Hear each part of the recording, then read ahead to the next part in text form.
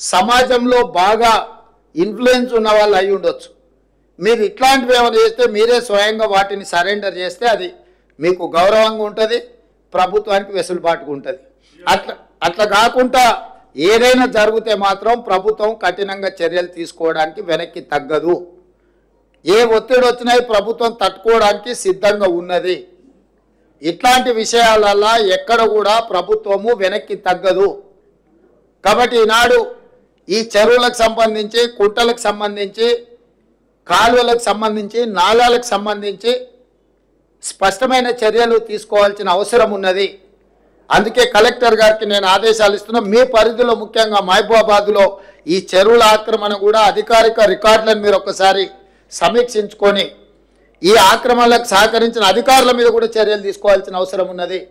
దీన్ని కూడా దృష్టిలో పెట్టుకొని వరంగల్ మీద కూడా ప్రత్యేకమైన దృష్టి పెట్టేది ఉన్నది. ఎందుకంటే చిన్న వర్షం వచ్చినా వరంగల్ పట్టణం అంతా ముంపుకు గురవుతుంది.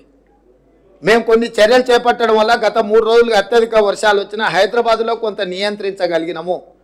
నాలాల ఎంక్రోచ్మెంట్ రామ్నగర్లో ఒక్క నాలా ఎంక్రోచ్మెంట్ తొలగిస్తే నా రామ్నగర్ ఏరియా మొత్తం వరదలో మునిగిపోకుండా ఈరోజు ఆ రామ్నగర్ ప్రజల్ని కాపాడగలిగినాం. అంటే ఒక్క నాలా తొలగిస్తేనే ఇంత సహాయము జరిగింది. కాబట్టి నాలాల ఆక్రమణను కూడా ప్రభుత్వం ఉపేక్షించదు. మీరు కూడా జిల్లాలలో, నేను ఇవాళ మహబూబాబాద్ వరంగల్కి చెప్పట్లేదు, తెలంగాణ రాష్ట్రంలో ఉన్న అన్ని జిల్లా కలెక్టరేట్లకు ఈ నుంచి నేను ఆదేశాలు ఇస్తున్నా. మీ ప్రాంతాలలో ఎక్కడైనా చెరువులు కానీ నాలాలు కానీ ఆక్రమించుకుంటే మీరు మొత్తం వాటిని లిస్ట్ అవుట్ చేయండి.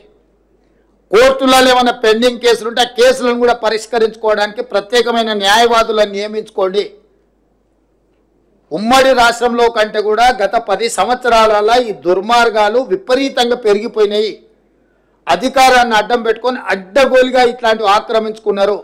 నేను నిన్న ఖమ్మంలో తిరుగుతుంటే ఎవరున్నా అక్కడున్న మాజీ మంత్రి ఆక్రమించుకొని మొత్తం కాలువలే ఆక్రమించుకున్నాడు. ఆ నీళ్ళంతా ఖమ్మం ఊరి మీదకి వచ్చి పడి ఖమ్మం ఊరంతా మునగడానికి ఆ మాజీ మంత్రి గారే కారణం అని నాకు ఫిర్యాదు వచ్చింది. వీటిని వాస్తవాలను పరిశీలించి దాని మీద కఠినమైన చర్యలు తీసుకోవడానికి అవసరమైన చర్యలు చేపట్టాలని చెప్పి రెవెన్యూ మంత్రి గారికి సూచన చేసిన. కలెక్టర్ గారికి కూడా, ఖమ్మం కలెక్టర్ గారికి కూడా నేను ఆదేశాలు ఇస్తున్నా.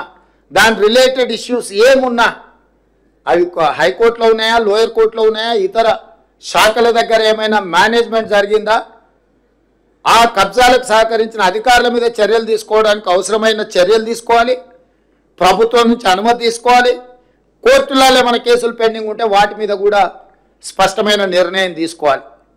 ఎందుకంటే ఇంకా ఉపేక్షిస్తే ఇంకా అది మనల్ని కబలిస్తుంది.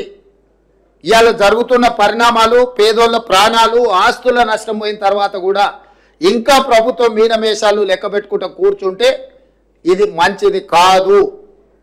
కాబట్టి నేను స్పష్టంగా మీడియా మిత్రుల ద్వారా తెలంగాణ రాష్ట్రంలో ఉండే అందరు అధికారులకు నేను ఆదేశాలు ఇస్తున్నా.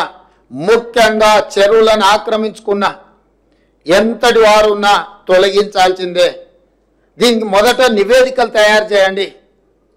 హడావిడి చేయడం వల్ల ప్రయోజనం లేదు. పకడ్బందీగా నివేదికలు తయారు చేసి ఆక్రమణలు గుర్తించి అవసరమైతే కోర్టు నుంచి అనుమతి తీసుకుందాం. ఈ ఆక్రమణలు తొలగించడానికి విధి విధానాలు పాటించుకుంటూనే పక్కాగా చర్యలు తీసుకుందాము. ప్రభుత్వం ఇది ఒక ప్రత్యేక కార్యాచరణ కింద తీసుకుంటుంది.